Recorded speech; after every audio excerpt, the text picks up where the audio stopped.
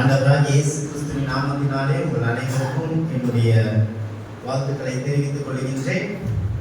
மீண்டுமாக உங்கள் மத்தியிலே தேவனுடைய வார்த்தையை பகிர்ந்து கொள்வதில் மிகுந்த மகிழ்ச்சி அடைகின்றேன். நாம் தொடர்ந்து தியானித்து வருகின்ற பிலிப்பியர் நிருபத்திலிருந்து இன்றைக்கும் நாம் தேவனுடைய வார்த்தையை கேட்டு இருக்கின்றோம். வாசிக்கலாம்.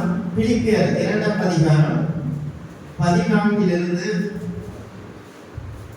18 உள்ள வசனங்களை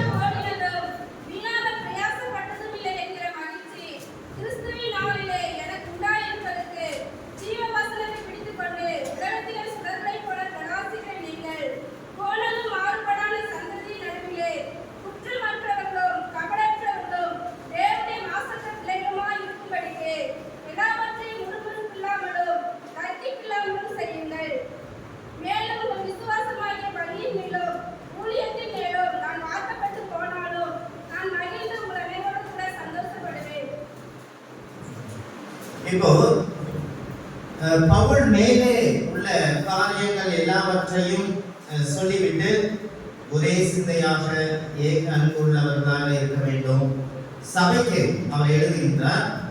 அப்போ இந்த உங்களுக்குள்ள ஒருவருக்கொருவர் தாழ்மை உள்ளவர்களாகவும் வீண் பெருமைனால இல்லாமலும் இருக்க வேண்டும். அதுக்கு யாரை உதாரணமாக சொல்லுகின்றார்? கிறிஸ்துவின் சிந்தை உங்களுக்குள்ளாக இருக்கும் பொழுது கிறிஸ்துவின் நடவடிக்கை, கிறிஸ்து எப்படி தேவனுடைய குமாரனாய் இருந்தும் தன்னை அடிமையாக ரூபம் எடுத்து மனுஷர் சாயலானார், எவ்வளவாக இந்த உலகத்திலே இருந்தார் என்பதை சொல்லிவிட்டு இந்த கிறிஸ்துவின் மூலமாக ரட்சிக்கப்பட்ட நாம் பரலோக ராஜ்யத்திலே நித்திய ஜீவனுக்குள்ளாக பிரவேசிப்பதற்காக கிறிஸ்து நமக்கு செய்து முடித்த அந்த ரட்சிப்பை குறித்து நீங்கள் மிகவும் உங்களுடைய ரட்சிப்புக்காக நீங்கள் பிரயாசப்படுங்கள் என்று சொல்லவில்லை. உங்கள் ரட்சிப்பு, பெறப்பட்ட ரட்சிப்பு நிறைவேறுவதற்கான பிரயாசங்களை படுங்கள். இப்போ உயிர் திடப்பட்ட ஒரு மனுஷனுடைய வாழ்க்கையிலே சில பொறுப்புகளும் கடமைகளும் மிகவும் அவசியம் என்று சொல்லி அந்த ரட்சிப்பை குறித்ததான மேலே உள்ள வசனங்களிலே சொல்லிவிட்டு அதிக பயத்தோடும் நடுக்கத்தோடும் உங்கள் ரட்சிப்பு நிறைவேற நீங்கள் பிரயாசப்படுங்கள் பிரதானமான நோக்கத்தை சொல்லிவிட்டு இன்னும் திருச்சபையிலே காணப்படுகின்ற பிரச்சனையான சில காரியங்களை குறித்து இந்த மக்களுக்கு எழுதுகின்றார். அதான் அந்த 14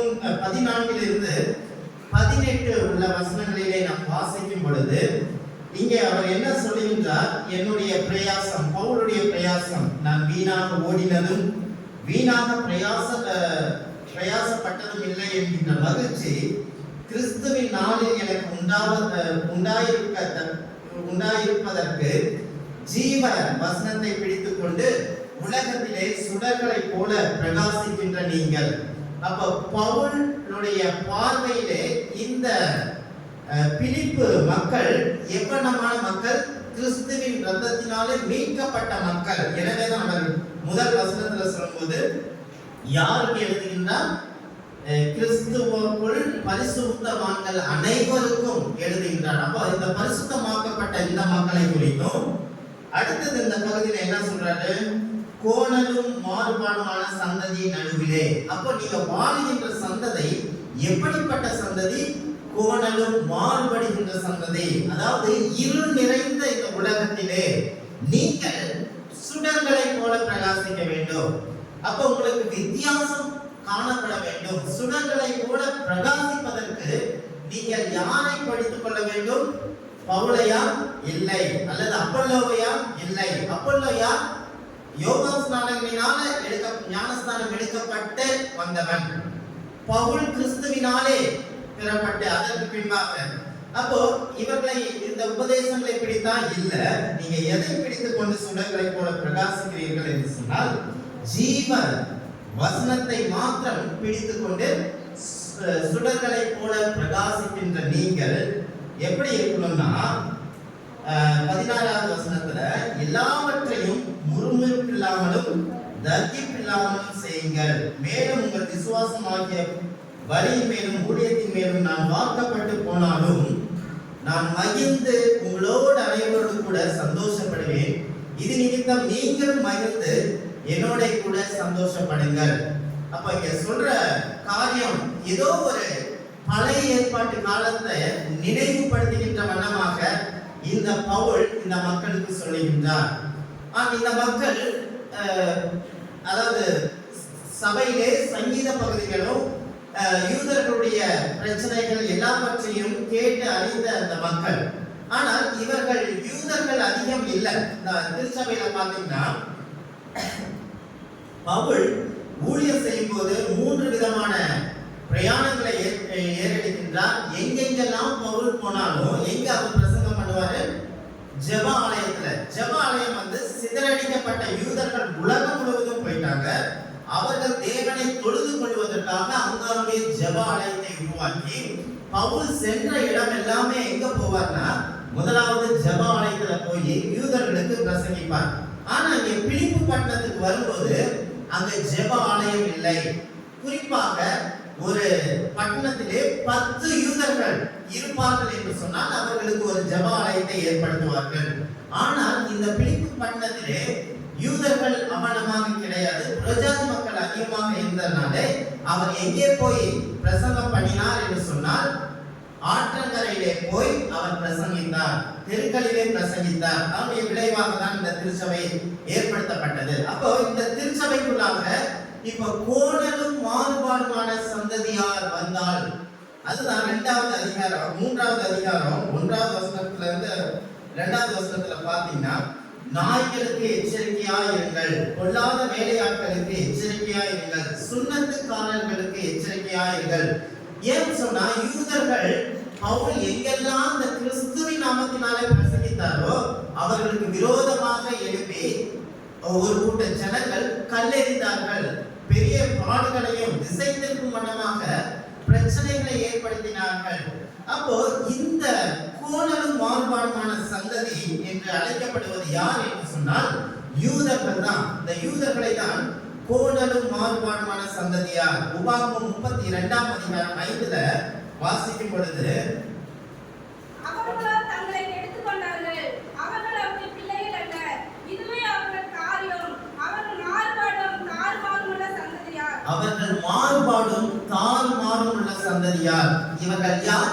தேவனால் முன்குறிக்கப்பட்டு தேவனுடைய தெரிந்தெடுப்புல இஸ்ரவேல் ஜனங்கள் எகிப்திலிருந்து கானான் தேசத்துக்கு வாக்குத்தத்தம் பண்ணப்பட்ட இஸ்ரவேல் ஜனங்களை அழைத்து செல்வதன் போது பலவிதமான பிரச்சனைகள். இவங்க ஒரே மாதிரியா இல்ல, வணங்காத கழுத்துள்ளவர்களும் கோணலும் மாறுபாடுமான சந்ததி. இந்த கோணல் என்று சொன்னால் பெண்ட், கிரேக்க பதத்திலே ஸ்கோலியாசிஸ், அதாவது ஒரு தனக்கு நியமிக்கப்பட்ட பாரத்தை கூட தாங்க முடியாத ஒரு நிலைமை, மாறிக்கொண்டே இருப்பார்கள். அதனாலதான் ஸ்கோலியாசிஸ் பிள்ளைகளை பார்க்கும்போது அவங்களுடைய வெயிட் கூட அவங்களால தாங்க முடியாம கால் பெண்ட் ஆகிடும், அதான் முதுகு பெண்ட் ஆகும். இதெல்லாமே இவங்க சின்ன சின்ன உபத்திரவங்களும் சின்ன சின்ன சோதனைகளும் தேவனால் கொடுக்கப்படும் போது அவர்கள் மாறி விடுகின்றார்கள். சீனாய் வனாந்திரத்துல மலையில இருந்து மோசே தேவனுடைய கட்டளையை பெற்றுக்கொண்டு வருவதற்கு முன்பதாகவே என்ன பண்ணாங்க, நேரம் கடக்க கடக்க அவங்க கிட்ட இருந்த எல்லா ஆபரணங்களையும் எடுத்து இதுதான் உங்களை எகிப்திலிருந்து கொண்டு வந்ததுன்னு சொல்லி விக்கிரகங்களை செய்து வணங்கினார்கள். இப்படிப்பட்ட ஒரு மக்கள் எவ்வளவு பயங்கரமான மக்கள்! இவர்கள் கோணலானவர்கள், மாறுபாடுகளை திசை திருப்புவார்கள், உபத்திரவத்திலே உபதேசத்திலே திசை திருப்புவார்கள். எனவே நீங்கள் உங்களுடைய ரட்சிப்பு நிறைவேறுவதற்கான பிரயாசங்களை நீங்கள் படுங்கள்.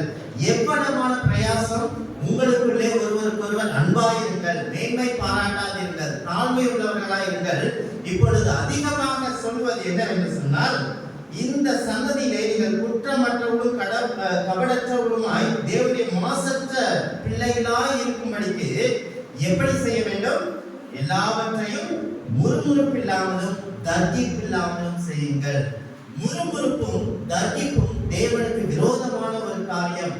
முறுமுறுப்பும் தர்கிப்பு என்று சொன்னால் வாக்குவாதங்கள், தேவனுக்கு விரோதமாக சொல்கின்ற வாக்குவாதங்கள் எல்லாமே நாம் திருப்தியற்ற நிலையிலே இருக்கிறோம் என்பதை வெளிப்படுத்துகின்றதா இருக்கின்றது.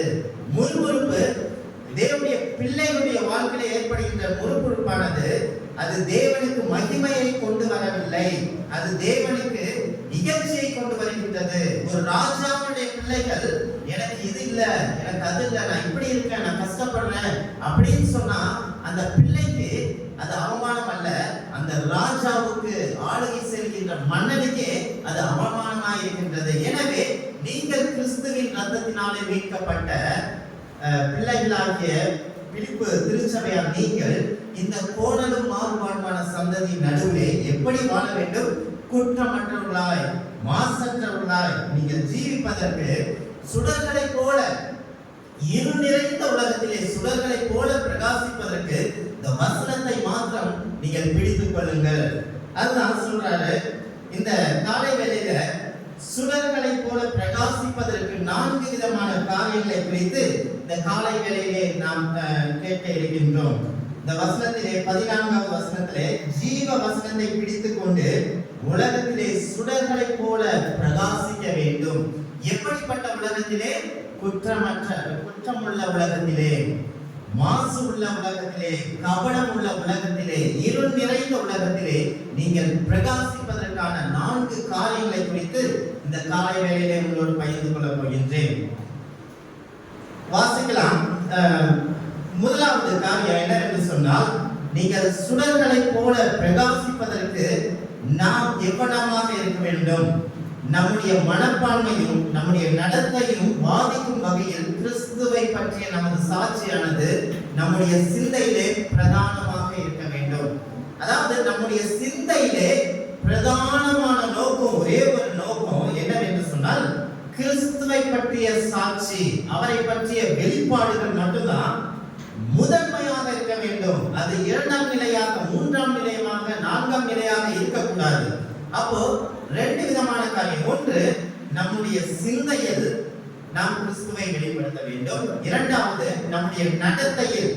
நம்முடைய நடத்தை என்பது உலகத்தால் நம்மை பார்க்கும் பொழுது அறிந்து கொள்கின்ற ஒரு வகை.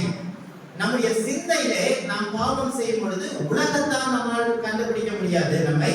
ஆனால் தேவனே அறிந்திருப்பார். நம்முடைய சிந்தைகளை ஆராய்ந்து அறிகின்ற தேவன். அப்போ சிந்தையிலும் நடத்தையிலும் நம்முடைய பழக்க வழக்கமானது, நம்முடைய நடத்தை கிறிஸ்துவை வெளிப்படுத்த வேண்டும். சில நேரத்துல நம்முடைய சுயரூபம் எப்போ எங்கேயாவது நம்ம ஒரு ரொம்ப நேரம் உட்கார்ந்துட்டு இருக்கோம் ஒரு இடத்துல, உடனே நம்முடைய சுயரூபம் வெளிப்படும். ஆனா ஒரு கேமராக்கு கீழே உட்கார்ந்துட்டு இருக்கோம்னா நம்ம எப்படி இருப்போம்?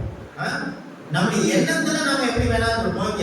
அண்டர் த சர்வைலன்ஸ் ஆஃப் சிசிடிவின் போது நம்முடைய பிஹேவியர் மாற்றப்படுகின்றது. அப்போ வெளியரங்கமான ஒரு காரியம் பார்க்கின்றார்கள் என்பதற்காக நம்ம நடத்தையில நம்ம சரியாக வாழ முடியும். ஆனா எண்ணத்துல, என்னுடைய சிந்தையில ஒரே இடத்துல உட்கார்ந்துட்டு இருக்கும்போது எதெல்லாம் யோசிக்கிறோம்.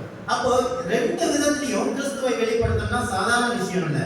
ஏன்னு சொன்னா அது ரத்தத்தினால் மீட்கப்பட்டவங்க தான் செய்ய முடியும். அப்ப முதல் காரியம், இந்த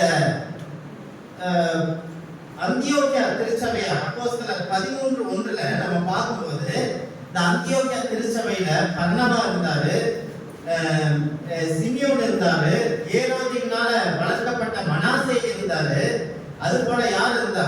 பவுல் இருந்தார். இவங்க எப்படி இருந்தாங்கன்னு சொன்னா தீர்க்கதரிசன வரத்தையும் போதக வரத்தையும் பெற்றிருந்தார்கள். இவங்க எல்லாருமே பாத்தீங்கன்னா வேறு வேறு சூழ்நிலையிலிருந்து வந்தவர்கள். அப்போ நீச்சல் சொல்றவங்க ஏதோ ஒரு நீதிரும் கருப்பினம் தான் அங்கே இந்த மரத்தை பெற்றிருந்தான். அதுபோல மனாசே என்பவன் ஏரோதினால் வளர்க்கப்பட்டவன் என்று சொன்னால், அவன் ஏரோதியின் வம்சத்திலே வந்த ஒரு மனாசேயும் அங்கே ஒரு திருச்சபையிலே நபராக இருந்தார். பவுல் இருந்தார், பர்னபா இருந்தார். எல்லாருக்கும் ஒரே தாழ்வுகள் பகிர்ந்தளிக்கப்பட்டது. பவுலும் பர்னபாவும் கிறிஸ்துவுக்குள்ளாக பிரித்தெடுக்கப்பட வேண்டும் என்று சொன்ன உடனே பரிசுத்த ஆவியினால யாராவது ஒருத்தர் சொல்லியிருப்பாங்க. எழுப்பிட்டு அவங்க உபவாசித்து ஜெபம் பண்ணியிருக்கும் போது இந்த வரத்தை உடையவர்கள் பரிசுத்த ஆவியினால் நிரப்பப்பட்டு சொன்ன உடனே அந்த ஜனங்கள் என்ன பண்ணாங்க? அதை ஏற்றுக்கொண்டார்கள். அது மாத்திரம் இல்ல, ஏற்றுக்கொண்டதுக்கு அடையாளமாக திருச்சபையாக சேர்ந்து என்ன பண்றாங்க? தங்களுடைய கரங்களை வைத்து அவர்களுக்கு ஆசீர்வதித்து அவர்களை அனுப்புகின்றார்கள். எல்லாருமே அதற்கு உடன்பட்டிருக்கின்றார்கள். அப்போ பிரிவினை இல்லாமல் ஒரே சிந்தையாக, ஒரே அன்பிலே அவர்கள் வேறுபாடு இல்லாமல் இருந்தார்கள். ஆனால் திருச்சபையிலே எவ்வளவு வண்ணமாக ஆவிக்குரிய ஜீவித்திலே வளர்ந்தாலும் நமக்கு பலவிதமான நிறத்தின் அடிப்படையிலே வேறுபாடுகள் இருக்கின்றது, அல்லது நம்முடைய குடும்பத்தின் அடிப்படை பின்னணியிலே வேறுபாடுகள் ஏற்படுகின்றது. அதே போல நாம் வளர்ந்த குலத்தின் அடிப்படையிலும் வேறுபட்டு நம்மை பார்க்கின்றவர்கள் இருக்கின்றார்கள். ஒருவேளை வெளியங்கமாக நாம் கரங்களை கொடுக்கலாம், சிந்தனையிலே கிறிஸ்துவை வெளிப்படுத்துகின்றோமா?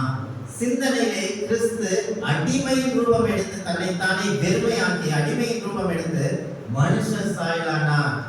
ஒரு அடிமைக்குரிய எல்லா தகுதிகளையும் பெற்று எல்லாரிடமும் அவருடைய நடத்தையிலும் சிந்தையிலும் பிதாவை மகிமைப்படுத்துகின்றவராய் காணப்பட்டார். அப்போ இந்த பழைய ஏற்பாட்டு காலத்துல பார்க்கும்போது குறிப்பிட்ட மக்களை குறித்ததான அடிப்படை பிரச்சனையை எடுத்து இப்பொழுது ஆவிக்குரிய இஸ்ரவேலராகிய நீங்கள், பரலோகத்திற்கு செல்லக்கூடிய நீங்கள், அடிமையின் தனத்திலிருந்து விடுதலையாகி ரட்சிப்பு நிறைவேறுவதற்காக பிரயாசப்பட்டு பரலோகத்திற்காக வாக்குத்தத்தம் பண்ணப்பட்ட அந்த தேசத்துக்கு செல்கின்ற நீங்கள், உங்களுடைய வாழ்க்கையில ஏற்படுகின்ற பிரச்சனைகள், கஷ்டங்களிலே நீங்கள் எவ்வளவாக காணப்படுகின்றீர்கள்? முறுமுறுப்பு உங்களுக்குள்ளே இருக்கின்றதா, தர்மங்கள் இருக்கின்றதா என்பதை குறித்துதான் அவர் இந்த இடத்திலே சொல்லுகின்றார். அப்போ இந்த இஸ்ரவேல் ஜனங்கள் எப்படிப்பட்டவர்களாக இருந்தார்கள்? யாத்ராகமம் 15, 22, 24 பார்க்கும்போது மாராவின் தண்ணிக்கு அருகே மாரா என்ற இடத்திற்கு வரும்போது அவங்க தண்ணீர் என்னது? கசப்பா இருந்தது. கசப்பா இருந்ததுனால அவங்க என்ன பண்றாங்க? மோசேக்கு ஆரோனுக்கு விரோதமாக முறுமுறுத்தார்கள். அதே போல சீன் வனாந்திரத்துல அவங்க வந்து சேர்ந்த போது, நாங்க ஒருவேளை எகிப்துல இருந்தோம்னா இறைச்சியை சாப்பிட்டு அங்கேயே சந்தோஷமா வாழ்ந்துருக்கலாமே, எங்களை கொள்வதற்காக இங்க கொண்டு வந்தீங்கன்னு சொல்லி இறைச்சி இல்ல, உணவு கிடைக்கிறதே வனாந்திரத்துல பிரச்சனை. ஆனா இறைச்சிக்காக இவர்கள் பிரச்சனைக்கு முறுமுறுக்கின்றார்கள், தர்கிக்கின்றார்கள், வாக்குவாதம் செய்கின்றார்கள், வாதாடுகின்றார்கள், ரெகினிக்கு வராங்க. யாத்ராகமம் 17 2ஆம் அதிகாரத்துல 2ஆம் வசனத்துல அவங்க ரெகினி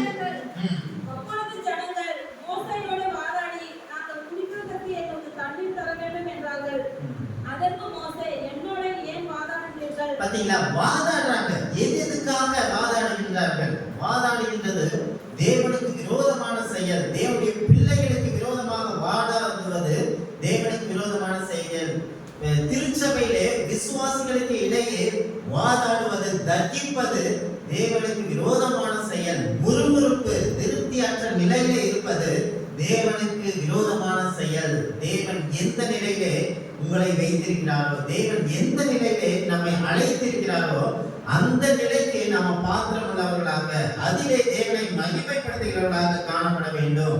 ஆனா இந்த தானியேலுடைய வாழ்க்கையில பார்க்கும்போது தானியேல் எப்படி அவனுடைய எண்ணத்திலும் நடத்தையிலும் தேவனை மகிமைப்படுத்தினான். எவ்வளவாக அவர்கள் சுடர்களை போல இந்த பாபிலோன் இருள் நிறைந்த தேசத்திலே, பாகால் நிறைந்த தேசத்திலே எவ்வளவாக அவர்கள் பிரகாசித்தார்கள் என்பதை நம்ம தானியேல் 6:21 வாசிக்கும் பொழுது அவர்கள் எப்படி இருந்தாங்க? குற்றமற்றவர்களாய் தேவனுக்கு முன்பாக நடந்து கொண்டார்கள். தேவனுக்கு முன்பதாக குற்றமற்றவர்களாய் நடப்பது மிகவும் அரிதான காரியம். ஏன் என்று சொன்னால் அவர்கள் சிந்தனையிலே குற்றமற்றவர்களாய் நடந்தார்கள்.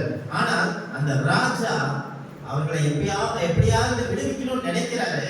ஆனா பிரதானிகளும் சேனாதிபதிகளும், நீங்கள் சட்டத்தை போட்டுவிட்டீர்கள், இவன் உங்களை வணங்கவில்லை, ராஜா வணங்குள்ள, இவனை சிங்க கெபிலே போடணும், இதுதான் சட்டம், நீங்க எப்படின்னு கேட்கும்போது ராஜா வெறும் கஷ்டப்பட்டு மனம் இல்லாமல் அவர்களை சிறையிலே போட்டாங்க, அவர்களை சிங்க கெபிலே போட்டார்கள்.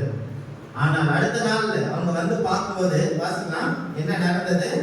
அந்த ராஜா, நீங்க விசுவாசிக்கிற தேவன் உங்களை ரட்சிப்பார், விடுவிக்கட்டும் சொன்ன உடனே அவர்களை பார்த்த உடனே, உங்களை விசுவாசிக்கிற தேவன் வல்லமையுள்ளவர், அவர் உங்களை விடுவித்தார் என்று சொல்லி அவர்களை என்ன சந்தோஷமா அழைத்தார். அப்போ இப்படிப்பட்ட இருள் நிறைந்த இடத்துல அவர்கள் தேவனுக்காக சிந்தனையிலே பிரகாசித்தார்கள். அவருடைய நடத்தை வெளியரங்கமாக, ராஜாக்கள் உண்ணுகின்ற உணவை அவர்கள் சாப்பிடாமல் அவர்கள் சாதாரண உணவுகளை சாப்பிட்டு ஆனால் தேவனை மகிமைப்படுத்தினார்கள். பலப்படுத்தினார்கள். மற்றவர்களை பார்க்கிலும் இவர்கள் என்ன இருந்தாங்க? புஷ்டி உள்ளவர்களாய் காணப்பட்டார்கள்.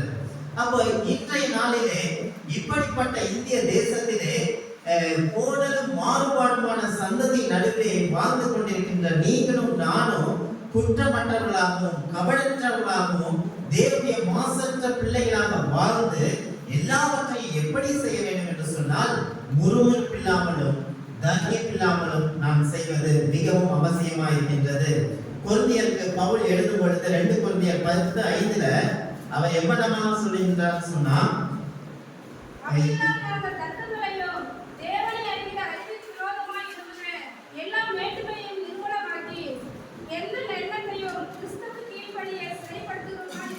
அப்போ எல்லா மேட்டிமையான நிர்மூலமாக்கி எல்லா எண்ணத்தையும் கிறிஸ்துவுக்குள்ளாக கீழ்ப்படுத்தி சிறைப்படுத்தி என்னுடைய எண்ணங்களை கூட கிறிஸ்துவின் சிந்தைக்கு கீழாக சிறைப்படுத்தி கீழ்ப்படுத்தி என்னுடைய நடக்கைகள் காணப்படுகின்றது.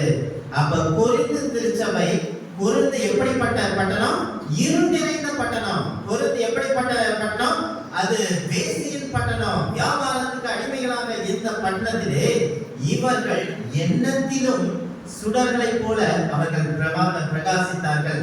அப்ப கிறிஸ்துவ வாழ்க்கையிலே கிறிஸ்துவை வெளிப்படுத்துகின்ற நாம் எவ்வளவாக நாம் பிரகாசிக்க வேண்டும், சுடர்களை போல எவ்வளவாக பிரகாசிக்க வேண்டும் என்று சொன்னால் நம்முடைய சிந்தனையிலும் நம்முடைய நடத்தையிலும் எல்லாவற்றையும் கிறிஸ்துவை பிரதிபலிக்கின்ற வண்ணமாக நம்முடைய நடத்தை காணப்பட வேண்டும். தானியேலுடைய வாழ்க்கையிலே அவனமான நடத்தை காணப்பட்டது. அதே போல பவுலுடைய வாழ்க்கையிலே அவனமான நடத்தை காணப்பட்டது. இந்த கோணலும் மாறுபாடுமான சந்ததி நடுவிலே நாம் பிரகாசிக்க வேண்டும் என்று சொன்னால் வேத வசனத்தை நாம் தரித்தவர்களாக பயணம் செல்ல வேண்டும். இரண்டாவது, நம்முடைய வாழ்க்கையினுடைய முறுமுறுப்புகளும் வாக்குவாதமும் யாரை கலங்கப்படுத்துகின்றது என்று சொன்னால் கிறிஸ்துவை கலங்கப்படுத்துகின்றது. இரண்டாவது, கிறிஸ்துவனுடைய வாழ்க்கையிலே இரத்தத்தினாலே மீட்கப்பட்ட பிள்ளைகளுடைய வாழ்க்கையிலே, விசுவாசிகளுடைய வாழ்க்கையிலே ஏற்படுகின்ற முறுமுறுப்புகளும் வாக்குவாதங்களும் நம்முடைய சாட்சி கிறிஸ்துவை கலங்கப்படுத்துகின்றது. மற்றவர்கள் நம்மை பார்க்கும் பொழுது நாம் திருப்தியற்ற நிலைமையிலே தகிப்போடு வாழ்வோம் என்று சொன்னால் இவர்கள் கிறிஸ்தவர்கள், கிறிஸ்துவை விசுவாசிக்கிற இவர்கள் யாரை கனவீனப்படுத்துகிறார்கள் என்று சொன்னால் கிறிஸ்துவை கலங்கப்படுத்துகின்றார்கள். ஏன் என்று சொன்னால் நம்முடைய வாழ்க்கையிலே ஏற்படுகின்ற எல்லா காரியங்களும் தேவனுடைய கட்டுப்பாட்டிலே இருக்கின்றது, தேவனுடைய ஆளுகைக்கு கீழாக இருக்கின்றது. எனக்கு ஏற்பட்ட சூழ்நிலைகள், பிரச்சனைகள் எல்லாமே அவருடைய வாழ்க்கையின் கட்டுப்பாட்டிலே இருக்கின்றது. 2 நாளுக்கு முன்பதாக நம்முடைய பாஸ்டர் யோவான், அவருடைய குமாரன் 9 வயசு யோன்வாம், அவன் பார்த்தீங்கன்னா எந்த விதமான முகாந்திரமும் இல்லாம குடும்பமாக இந்த இடத்துல ஒரு சேலம் பகுதியில தேவனுக்காக நற்செய்தி பணியை செய்வதற்காக கொரிய தேசத்திலிருந்து வந்திருக்காங்க. எந்த விதமான காரணமும் இல்லாம இந்த கையில சீல் பிடிச்சு இந்த எலும்பு உடைஞ்சு விட்டது. லண்டன் ஆட்டோல அவங்க சர்ஜரி பண்ணாங்க. இது மிகவும் ரேர் கேஸ், இந்த மாதிரி வந்ததே கிடையாதுன்னு சொல்லி அவங்களும் ஆச்சரியப்பட்டாங்க. என்ன காரணம்னே கண்டுபிடிக்க முடியல. அவங்க கலங்கி நிற்கும்போது அப்போ அவருடைய வாழ்க்கையை குறித்து நான் சொல்லும் பொழுது அவருடைய கண்களை கண்ணீர் வந்தது.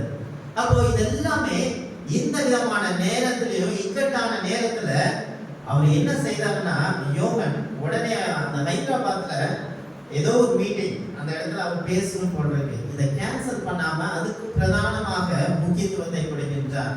இப்படிப்பட்ட சூழ்நிலையிலே அவர்கள் பிரகாசிக்கின்றவர்களாக காணப்படுகின்றார்கள். முறுமுறுப்பில்லை. ஏன் எங்களுக்கு ஏற்படுகின்றது, ஏன் தேவனுடைய வாழ்க்கையிலே அனுமதித்தார் என்ற முறுமுறுப்பு இல்லாமல் இது எல்லாமே தேவனுடைய கட்டுப்பாட்டில் இருக்கின்றது என்ற நம்பிக்கையோடு அவர்கள் இந்த ஊழியத்திலே இருப்பது மிகுந்த மகிழ்ச்சியாக இருந்தது.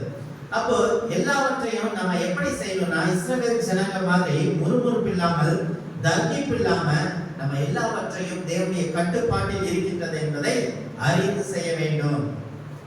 ஏன் சொன்னா, ஒருவேளை நாம் முறுமுறுத்தோம் என்று சொன்னால் யாருக்கு விரோதமாக முறுமுறுக்கின்றோம்? தேவனுக்கு விரோதமாக. நம்மை ரத்தத்தினால் மீட்டெடுத்த, அடிமைத்தனத்திலிருந்து மீட்டெடுத்த தேவனுக்கு முன்பாக நாம் முன்முறுகின்றோம். யாத்ராகமம் 16ஆம் அதிகாரம் 8ஆம் வசனத்துல பின்னும் மோசே, சாயங்காலத்தில் நீங்கள் புசிக்கிறதற்கு கர்த்தர் உங்களுக்கு இறைச்சியையும் விடியற்காலத்தில் நீங்கள் திருப்தி அடைவதற்கு அப்பத்தையும் கொடுக்கையில் இது விளங்கும். கர்த்தருக்கு விரோதமாக நீங்கள் முறுமுறுப்புகளை அவர் கேட்டார். பாத்தீங்களா, இவங்களுக்கு இந்த முறுமுறுப்பு யாருக்கு விரோதமாக முறுமுறுக்கிறார்கள்? மோசேக்கு விரோதமாக. எனக்கு விரோதமாக இல்ல, நீங்க யாருக்கு விரோதமாக? கர்த்தருக்கு விரோதமாக. ஏன் என்று சொன்னால், என்னை தலைவனாக உன்னை வழி நடத்துவதற்காக ஏற்படுத்தப்பட்டவர் கர்த்தரினால ஏற்படுத்தப்பட்ட நான். என்னைக்கிட்ட முறுமுறுத்தீங்கன்னா நீங்க தேவனுக்கு விரோதமாக முறுமுறுக்கிறீங்க. அநேக சமயத்துல நம்முடைய வாழ்க்கையில, நம்முடைய திருச்சபையில, நம்முடைய போதகர்கள், நம்முடைய மூப்பர்கள் இவர்களுக்கு விரோதமாக எவ்வளவாக நாம் முறுமுறுக்கின்றோம். யோசித்து பாருங்க. சின்ன சின்ன பிரச்சனைகளுக்காக, உணவுகளுக்காக, உடைகளுக்காக எதற்கெல்லாம் நம்ம முறுமுறுக்கிறோம். ஒருவேளை அப்படிப்பட்ட முறுமுறுப்பு யாருக்கு எதிராக நாம் செய்கிறோம் என்று சொன்னால் தேவனுக்கு எதிராக. ஏன் என்று சொன்னால் மெய்ப்பர்களை ஏற்படுத்துகின்றவர் தேவனே. அப்போ தேவனுக்கு விரோதமாக நாம் முறுமுறுக்க படக்கூடாது. அவரே ஆளுகை செய்கின்றார். நம்ம எல்லாவற்றிற்கும் சந்தோஷம் உள்ளவர்களாக இருக்க வேண்டும். ரொம்ப எந்த நிலைமையிலும் தேவனை பிரியப்படுத்துகிறவர்களாக இருக்க வேண்டும். 1 தீமோத்தேயு 2:8 பார்க்கும்போது புருஷர்கள் கோபமும் தர்பிப்பும் இல்லாமல் பரிசுத்தமான கைகளை உயர்த்தி எல்லா இடங்களிலும் ஜெபம் பண்ண வேண்டும். இப்படிப்பட்ட சூழ்நிலைகளின் கஷ்டங்களிலும் நாம் செய்யக்கூடிய ஒரே ஒரு காரியம் என்னவென்று சொன்னால் ஜெபிக்க வேண்டும். நம்முடைய விண்ணப்பத்தை தேவனிடத்திலே தெரியப்படுத்த வேண்டும். நம்ம தர்கிப்போம், வாக்குவாதங்களும் இருக்கும் பொழுது நம்ம பாவத்துல விழுந்து விட முடியும். ஆதாம் ஏவாளுடைய வாழ்க்கையில அவர்கள் அந்த சர்ப்பத்தோட வாக்குவாதம் செய்து கொண்டு பேசிக்கொண்டு இருந்தது அவர்கள் பாவத்திலே விழ வைத்தது. அதே போல நம்மை குறித்து தேவன் என்ன செய்ய திட்டமாயிருக்கிறாரோ அவருடைய ஆளுகையானது நமக்கு வந்தே தீரும். ஒருவேளை தலைவர்களோ போதகர்களோ யாரும் அதை தடை பண்ணவே முடியாது. அதைதான் ராகேலுடைய வாழ்க்கையில ஆதியாகமம் 31:4-7 உள்ள வசனங்களை வாசிக்கும் போது, ஆதியாகமம் 31:4-7 அப்பொழுது யாக்கோபு ராகேலையும் லேயாளையும் வெளியிலே தன் மந்தையிடத்தில் அழைப்பித்து அவரை நோக்கி, உங்கள் தகப்பனுடைய முகம் எனக்கு முந்தைய நாள் இருந்தது போல இருக்குமே என்று எனக்கு தோன்றுகிறது. ஆனாலும் என் தகப்பனுடைய தேவன் என்னோடே கூட இருக்கிறார். என்னால் இயற்றப்பட்டும் நான் உங்கள் தகப்பனுக்கு ஊழியம் செய்வேன் என்று நீங்கள் அறிந்திருக்கிறீர்கள். உங்கள் தகப்பனோ என்னை வஞ்சித்து என் சம்பளத்தை 10 முறை மாற்றினான். ஆனாலும் அவன் எனக்கு தீங்கு செய்ய தேவன் அவனுக்கு இடம் கொடுக்கவில்லை. பாத்தீங்களா, மனிதர்கள் மாறக்கூடியவர்கள். இப்படிப்பட்ட மோசையும் மாறக்கூடியவர்கள், ஆரோனும் மாறக்கூடியவர்கள். தேவனால் ஏற்படுத்தப்பட்டிருந்தாலும் அவர்கள் மனிதர்கள் என்பதை நாம் அறிந்து கொள்ள வேண்டும். ஆனா இங்க கடைசியாக நேற்று இருந்த முகம் மாதிரி இன்னைக்கு இல்ல, நாளைக்கு இருந்த மாதிரி நாளைக்கு இல்ல. ஏன்? அவர்கள் மனிதர்கள். ஆனால் கடைசியாக அவர் சொல்லும் பொழுது, தேவன் உங்களுக்காக கொடுக்கப்பட்ட ஆசீர்வாதத்தை யாரும் தடை பண்ண முடியாது என்பதை நாம் விசுவாசிக்க வேண்டும். இதுதான் அவருடைய ஆளுகைக்கு கீழாக நாம் இருக்கின்றோம். அப்ப நம்முடைய முறுமுறுப்புகளும் தர்க்கங்களும் தேவனுக்கு மகிமையை கொண்டு வராது. மூன்றாவதாக, எவ்வளவாக நாம் சுடர்களை போல பிரகாசிக்க வேண்டும் என்று சொன்னால், சோதனைகளின் மத்தியிலும் நாம் மகிழ்ச்சியால் நிரப்பப்படும் போது கிறிஸ்துவை பற்றிய நமது சாட்சி பிரகாசிக்கின்றது. அப்ப கிறிஸ்தவர்களாகிய நாம் சோதனையின் மத்தியிலே பிரகாசிக்க வேண்டும். இக்கட்டான நேரத்திலே பிரகாசிக்க வேண்டும். கஷ்டத்தின் மத்தியிலே பிரகாசிக்கிறவர்களாய் இருக்க வேண்டும். அப்போ ஒரு பிரகாசம், ஒரு விளக்கு.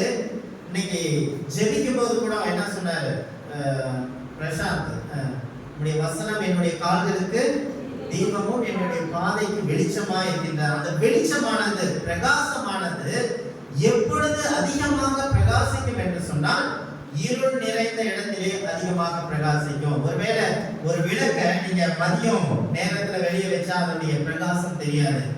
ஒருவேளை சாயங்காலமாகும் போது அதனுடைய பிரகாசம் இன்னும் அதிகமாகும். இரவாகும் போது இன்னும் அதிகமாகும். அமாவாசை அன்னைக்கு பார்த்தீங்கன்னா பிரகாசம் இன்னும் அதிகமாகும். அவருடைய தன்மை எங்க பிரகாசம் அதிகமாகும் சொன்னா, எங்க இருள் அதிகமா இருக்கின்றதோ அங்கே அது பிரகாசிக்கின்றதாய் காணப்படுகின்றது. அப்ப இந்த வெளிச்சமானது மற்றவர்களுக்கு வழிகாட்டுகின்றது. வெளிச்சமானது ஆபத்தை நோக்கி செல்லாமல் நம்மை தடை செய்கின்றது. இந்த பிரகாசமானது அநேகரை வழிகாட்டுகின்றதாய் காணப்படுகின்றது. அப்போ நமக்கு முன்பாக வாழ்ந்த தேவனுடைய பிள்ளைகள் பவுலுடைய வாழ்க்கையானது, அவருடைய பிரகாசமானது நமக்கு ஒரு வழிகாட்டுதலாக, தானியேலுடைய வாழ்க்கை எவ்வளவாக இருந்தது நமக்கு ஒரு வழிகாட்டுதலாக, எப்படிக்கு இஸ்ரவேல் ஜனங்களை தேவன் வனாந்தரத்திலே வணங்கா கழுத்துள்ளவர்களாய் இருந்து முறுமுறுத்து எல்லாம் பண்ணாலும் வாக்குத்தத்தம் பண்ணப்பட்ட தேசத்தை சுதந்திரிக்க தேவன் அவர்களுக்கு உதவி செய்தார். அதனால அவருடைய வாக்குத்தத்தத்தை அவர் மாற்றி போடவில்லை. எனவே இந்த வனாந்தரத்திலே இப்பொழுது சோதனையின் மத்தியிலே பிரயாணம் பண்ணி கொண்டிருக்கின்ற நீங்களும் நாங்களும் இப்படிப்பட்ட நேரமானது நமக்கு பிரகாசிக்கக்கூடிய நேரமாய் இருக்கின்றது. பவுல் இந்த நிருபத்தை எழுதும் பொழுது ரோமாபுரி சிறைச்சாலையிலிருந்து எவ்வளமாக பிரகாசித்தார். அங்கே அவனுடைய கட்டுகளின் நிமித்தமாக, என்னுடைய கட்டுகள் சுவிசேஷம் பரவுவதற்கு ஏதுவான கட்டுகள் என்று சொல்லுகின்றார்.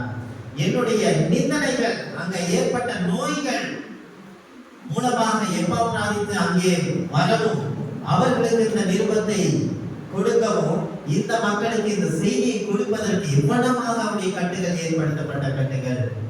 கடைசியாக இந்த நிருபத்தை முடிக்கும் பொழுது ராயனுடைய அரண்மனையில் இருக்கிற எல்லாரும் உங்களுக்கு வாழ்த்துதல் சொல்லுகின்றார்கள். என்னுடைய கட்டுகள் கிறிஸ்துவை வெளிப்படுத்துகின்ற கட்டுகள். என்னுடைய இருள் நிறைந்த இந்த ரோமாபுரி சிறைச்சாலையிலே பிரகாசிப்பதற்கு ஏதுவான கட்டுகள். சுவிசேஷம் எனக்கு சம்பவித்தவைகள் சுவிசேஷம் பரவுதலுக்கு ஏதுவாயிற்று என்று நீங்கள் அறிய மனதாயிருக்கின்றேன். யோசேப்புடைய வாழ்க்கையில எவ்வளமாக அவர் பிரகாசித்தார். சூழ்நிலை சோதனைகள் மத்தியில ஒருவேளை போர்த்திபாளுடைய மனைவியிட்ட உட்கார்ந்துட்டு வாக்குவாதமும் ஆர்கியுமெண்ட் செஞ்சுட்டு உட்கார்ந்துட்டு இருந்தா அந்த இடத்துல அவன் விழுந்து போயிருப்பான். ஆனால் தன்னை தொட்ட உடனே தன்னுடைய வஸ்திரத்தை கழித்து விட்டு அவன் சென்றான். அநேக சமயத்துல பிரியமானவர்களே, நான் போவேன், அவர்களோடு இருப்பேன், நான் எதுவும் செய்ய மாட்டேன்னு சொன்னா நாம் விழக்கூடியவர்களா இருக்கின்றோம். இயற்கையாகவே பாவ தன்மை நமக்குள்ளாக இருப்பதினாலே, அதனால தாவீது சொல்லும்போது துன்மார்க்குடைய ஆலோசனையில் நடவாமலும் பாவியுடைய வழியில் இல்லாமலும் பரியாசக்காரர் உட்காரும் இடத்தில் உட்காராமலும் கர்த்தருடைய வேதத்தில் பிரியமாயிருந்து. அப்ப சில தர்க்கமான இடங்களிலும் சில வாக்குவாதம் செய்கின்ற இடங்கள்ல நாம அமர்ந்திருக்க கூடாது என்று வேத வசனம் சொல்லுகின்றது. ஏன் என்று சொன்னால் நாம் விழக்கூடியவர்களா இருக்கின்றோம். பவுலுடைய ஊழியத்துல பாப்பப்பட்டதுக்கு போகும்போது பிரச்சனைகள் ஏற்படுது. அந்த இடத்துல இருந்து என்ன பண்றாங்க, டக்குனு விலகி ஓடுகின்றார். எங்கெங்கெல்லாம் பிரச்சனை ஏற்பட்டது, லீஸ்திரால மகிமைப்படுத்தினாங்க. ஒரு கூட்ட மக்கள் அவருக்கு விரோதமாக வந்தாங்க. உடனே அவங்க வாக்குவாதங்களும் தர்க்கங்களும் அவர் செய்யல. உடனே அவருடைய அடுத்த பணியை அடுத்த இடங்களுக்கு செல்கின்றார். அந்த இடத்துல கல்லெறியும் போது அதை விட்டு என்ன பண்றாரு, அடுத்த இடங்களுக்கு. இப்படி எங்கெங்கெல்லாம் பிரச்சனை வருதோ அங்க உட்கார்ந்துட்டு தர்க்கம் பண்ணிக்கிட்டு நான் தான் இதுதான் இல்ல. ஏன் என்று சொன்னால் இந்த சுவிசேஷமானது உலகம் முழுவதும் பரவ வேண்டும். அதனால அவன் அடுத்த இடங்களுக்கு அவருடைய நோக்கத்தையும் அவருடைய தீர்மானத்தையும் அவருடைய அழைப்பையும் பெற்று அவர் ஓடுகின்றதை நாம் பார்க்கின்றோம். எப்படிப்பட்ட சூழ்நிலையிலும் தாவீது அந்த எதிரிகள் மத்தியில மாட்டிட்டார். பெலிஸ்தியர் மத்தியில மாட்டிட்டார். தன்னுடைய சொந்த ஜனங்களும் விரோதமாக இருக்காங்க. அந்த சமயத்துல அவர் எப்படி இருந்தாரு, கர்த்தருக்குள் தன்னை திடப்படுத்தினான், பிரகாசித்தான் என்று பார்க்கின்றோம். பேதுருடைய வாழ்க்கையில பாருங்க, எருசலேம்ல பயந்து ஓடின பேதுரு இப்ப எருசலேம்ல கைதியா அங்க அடிச்சு என்ன பண்றாங்க, துரத்துறாங்க. அப்ப என்ன சொல்றாங்க, இந்த பாத்திரத்தை இதை ஏற்றுக்கொள்வதற்கு நாங்கள் பாத்திரரானவர்கள். 3ஆம் அதிகாரத்துல அப்போஸ்தலர் 3ல எல்லா இடத்துலயும் அவர் என்ன சொல்றாரு,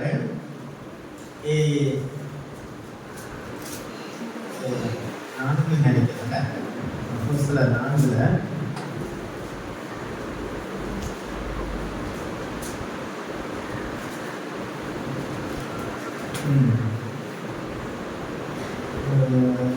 நிறைய கதைகளை சொல்றாரு. இந்த அந்த ஆலோசனை சங்கத்துல பிடிச்சு என்ன பண்றாங்க, அடிக்கிறாங்க. அடிச்சுட்டு அவங்க அங்க இருந்து வரும்போது எப்படி வராங்கன்னா சந்தோஷமா வராங்க. ஏன்னு சொன்னா இதற்கு நாங்கள் பாத்திரர்கள்.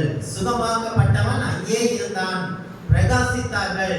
யாரும் அவனை எதிர்த்து பேச வழி இல்லை. அப்போ இவருடைய இக்கட்டான சூழ்நிலையில அவர்கள் பயந்து ஓடவில்லை. ஸ்தேவானுடைய வாழ்க்கையில இக்கட்டான சூழ்நிலையில பயந்து ஓடவில்லை. அங்கே நின்று கல்லடிப்பட்டு மரித்து தேவனுக்காக அங்கே பிரகாசித்தான். ஒரு கூட்ட ஜனங்களை தேவனை ஏற்றுக்கொண்டார்கள். அப்போ சோதனைகளும் கஷ்டங்களும் நமக்கு எந்த அளவுக்கு வருதோ அந்த அளவுக்கு இந்த ஜீவ வசனத்தை நாம் பிடித்துக் கொண்டிருக்கும் பொழுது மற்றவர்களுக்கு நாம் சுடர்களை போல பிரகாசிக்க முடியும். சாத்ராக், மேஷாக், ஆபேத்நேகோ அவருடைய வாழ்க்கையில எவ்வளவாக நெருப்பு தலங்களை அதிகப்படுத்தினாங்களோ, 7 மடங்கு அதிகப்படுத்தினாங்களோ அந்த அளவுக்கு அவர்கள் என்ன பண்ணாங்க, பிரகாசித்தார்கள். எல்லாரும் பயந்தார்கள் கிறிஸ்துவின் நாமத்தை. எனவே கிறிஸ்துவுக்குள் பிரியமானவர்களே, இப்படிப்பட்ட சோதனைகளும் கஷ்டங்களும் தேவன் நம்முடைய வாழ்க்கையை அனுமதிக்கிறார் என்று சொன்னால் இது நாம் பிரகாசிப்பதற்கு ஏதுவாக, அவரை மகிமைப்படுத்துவதற்கு ஏதுவாக நாம் பிரகாசிக்க வேண்டும். கடைசியாக எதற்காக நாம் கிறிஸ்துவை பிரகாசிக்கிறோம் என்று சொன்னால் கிறிஸ்துவின் வருகையில் மகிழ்ச்சி உண்டாயிருப்பதற்காக நாம் பிரகாசிக்க வேண்டும். அப்ப இந்த உலகத்திலே நாம் செய்யப்படுகின்ற ஒவ்வொரு காரியத்துக்கும் உண்டான பலனை தேவன் நமக்கு கொடுக்கின்றார். சீஷன் என்னும் நிமித்தம், சீஷன் என்று எண்ணி ஒரே ஒரு கலசம் தண்ணீர் கொடுத்தாலும் அதனுடைய பலனை அடையாமல் போவான். அப்ப இந்த உலகத்திலே நாம் தேவனுக்காக செய்யப்படுகின்ற ஒவ்வொரு காரியத்துக்கும் தேவன் நம்மை மகிமைப்படுத்துவார். அதற்குண்டான பலன் அவருடைய வருகையிலே வரும் என்று சொல்லி பவுல் நமக்கு சொல்கின்றார். அதனால்தான் அவர் என்ன சொல்றாரு, 14வது வசனத்துல, நான் வீணாக ஓடினதும் வீணாக பிரயாசப்பட்டதும் இல்லை என்கின்ற மகிழ்ச்சி கிறிஸ்துவின் நாளில் எனக்கு உண்டாகும். அப்போ உங்களுடைய ரட்சிப்பு நிறைவேற நீங்கள் செய்கின்ற ஒவ்வொரு பிரயாசங்களும் கிறிஸ்துவின் நாளிலே எனக்கு மகிழ்ச்சியை கொண்டு வருகின்றதா இருக்கின்றது. அப்ப இது எப்படி முடியும் சொன்னா 17 சொல்றாரு, நான் மகிழ்ந்து உங்கள் அனைவரோடு கூட சந்தோஷப்படுவேன். இது நிமித்தம் நீங்களும் மகிழ்ந்து என்னோட கூட சந்தோஷப்படுங்கள். எப்படிப்பட்ட ஒரு மகிழ்ச்சி பாத்தீங்களா? இயேசு கிறிஸ்துவின் 2ஆம் வருகையிலே மகிமைப்படுவதற்காக நாம் இந்த உலகத்திலே சுடர்களை போல பிரகாசிக்கப்பட வேண்டும். அதே போல இதுல பிலிப்பியர் 3ஆம் அதிகாரம் 20வது வசனத்துல இந்த பிலிப்பு ஜனங்களுக்கு என்ன சொல்றாரு, இவர்கள் ரோமருக்கு கீழாக இருந்ததுனால ரோமர்களையே பிரதிபலிக்கிறவர்களாக இருந்தார்கள். ரோமனுடைய ஆடைகளையும் அவருடைய கலாச்சாரத்தையும் அவருடைய மொழிகளையும் கற்றுக்கொண்டு நாங்கள் ரோமர்கள் என்று சொல்லி தன்னை பெருமைப்படுத்திக் கொண்டிருந்தது. பிலிப்பு சபைக்கு அவர் சொல்லுகின்ற காரியம் 20ல, நம்முடைய குடியிருப்போ லோகத்தில் இருக்கிறதே, அங்கே இருந்து கத்ரா இருக்கிற இயேசு கிறிஸ்து என்னும் ரட்சகர் வர எதிர்பார்த்து காத்து கொண்டிருக்கின்றோம். அவர் எல்லாவற்றையும் நமக்கு கீழ்ப்படுத்தி கொள்ளத்தக்க தம்முடைய வல்லமையான செயலின்படியே நம்முடைய அற்பமான சரீரத்தை தம்முடைய மகிமையான சரீரத்துக்கு ஒப்பாக மறுரூபப்படுத்துவார். எதற்காக சுடர்களை போல பிரகாசிக்க வேண்டும் என்று சொன்னால் கிறிஸ்துவின் சரீரத்தை பெற்றுக் கொள்வதற்காக நாம் சுடர்களை போல பிரகாசிக்க வேண்டும். ஜீவ வசனத்தை பிடித்துக் கொண்டு கிறிஸ்துவை வெளிப்படுத்த வேண்டும். என்னுடைய கட்டுகள் கிறிஸ்துவை வெளியரங்கமான கட்டுகள் என்று, கிறிஸ்துவை வெளிப்படுத்துவதற்கான கட்டுகள் என்று பவுல் சொல்வதை போல என்னுடைய திமிரனால ஏற்பட்ட கட்டுகள் அல்ல, என்னுடைய நீதியான வாழ்க்கையினாலே கிறிஸ்து எவ்வளவாக எருசலேமுக்கு பிரயாணப்பட்டு சென்றார். எந்த குற்றமும் அறியாதவராக இருந்தும் அவனை குற்றமாக்கினார்கள். இதே வாழ்க்கை தான் யாருக்கு ஏற்பட்டது? பவுலுக்கும் ஏற்பட்டது. அவர்கள் அறியாமல் செய்கின்றார்கள். இதெல்லாம் நடந்தேறுவதற்காக இப்படி நடக்கின்றது என்று சொல்லி கிறிஸ்து அங்கே பிரகாசித்தார். எனவே நீங்களும் நானும் இந்த ரட்சிப்பை பெற்றிருக்கின்றோம். நாம் எதற்காக பிரகாசிக்க வேண்டும் என்று சொன்னால், எப்படி பிரகாசிக்க வேண்டும் என்று சொன்னால் நம்முடைய சிந்தையிலும் நடத்தையிலும் கிறிஸ்துவை வெளிப்படுத்த வேண்டும். இரண்டாவதாக, ஒருவேளை நாம் கிறிஸ்துவை வெளிப்படுத்தாமல் நம்முடைய வாழ்க்கையில முன்முன்புகளும் தர்க்கங்களும் வாக்குவாதங்களும் கிறிஸ்துவுடைய வாழ்க்கையில இருக்கும் என்று சொன்னால், நம்மை ஆளுகை செய்கின்ற கிறிஸ்துவை நாம் களங்கப்படுத்துகின்றோம். ஒருவேளை தேவன் இப்படிப்பட்ட வனாந்தரமான சூழ்நிலை நம்முடைய வாழ்க்கையிலே அனுமதிக்கிறார்கள் என்று சொன்னால், இந்த கோணலும் மாறுபாடுமான சந்ததி நடுவிலே பிரகாசமுள்ளவர்களாய் பிரகாசிப்பதற்காக, கிறிஸ்துவை வெளிப்படுத்துவதற்காக இப்படிப்பட்ட பிரச்சனைகளை தேவன் நம்முடைய வாழ்க்கையிலே அனுமதிக்கின்றார். இதற்கு இந்த சுடர்கள் ஒரு நாளிலே மகிமையிலே நாம் பிரவேசிக்கப்படுகின்றோம். நாம் இந்த ஜீவ வசனத்தை பிடித்துக் கொண்டு சுடர்களை போல பிரகாசிக்கிற நீங்களும் நாங்களும் ஒரு நாளிலே அவருடைய மருத்துவமான சரீரத்தை பெற்றுக்கொண்டு அவர்களோடு ஆளுகையும் செய்ய போகின்றோம். அதனாலதான் கிறிஸ்து இயேசுவுக்கு தேவன் அழைத்த பரமழைப்பின் தந்தை பொருளுக்காக நான் லக்கை நோக்கி ஓடுகின்றேன். நாம் லக்கை நோக்கி தொடர்கிறவர்கள், நாம் இங்கே வாக்குவாதம் செய்கின்றவர்கள் அல்ல. நாம் லக்கை நோக்கி தொடர்கிறவர்கள். நாம் இங்கே நின்று கொண்டு முறுமுறுக்கிறவர்கள் அல்ல. நமக்கு அநேக காரியங்கள் உண்டு. அவருடைய வாழ்க்கையில அநேக காரியங்கள், அநேக உலகத்திற்கு சுவிசேஷத்தை எடுத்து செல்ல அவன் கடனாளியாக இருந்தான். எனவே நம்முடைய கிறிஸ்துவுக்குள் பிரியமான சகோதரே சகோதரியே, நீங்களும் நானும் திருச்சபையிலே தேவனை பிரகாசிக்க வேண்டும். இருள் நிறைந்த கோணலும் மாறுபாடுமான சந்ததி நடுவிலே குற்றமற்றவர்களாகவும் கபடற்றவர்களாகவும் தேவனை பிரதிபலிக்க வேண்டும். இக்கட்டான சூழ்நிலையிலே நம்முடைய சுவிசேஷம் பரவுவதற்கான நம்முடைய வெளிச்சமானது பிரகாசிக்கப்பட வேண்டும். நாம் ஏறெடுக்கின்ற ஒவ்வொரு காரியத்துடைய பலனும் அவரோடே கூட வருகின்றது. அப்பொழுது ஒருவருக்கொருவர், நீங்களும் நாங்களும் ஒருவருக்கொருவர் நாம் சந்தோஷப்படுவோம், மகிமையிலே பிரயாசப்படுவோம். தேவன் தாமே இந்த வார்த்தையை ஆசீர்வதிப்பாராக. ஆமென்.